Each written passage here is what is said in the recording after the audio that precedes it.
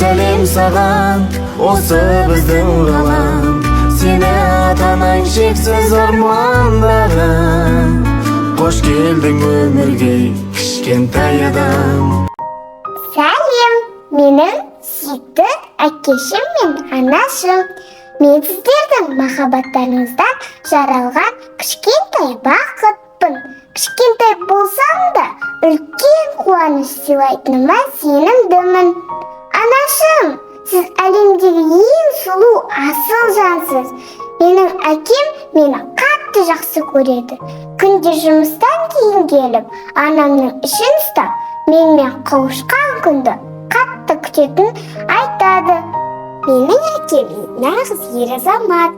Оның жүрегі кең, мейірімді, қамқор екенін сеземін. Мен сіздерді қатты жақсы көремін.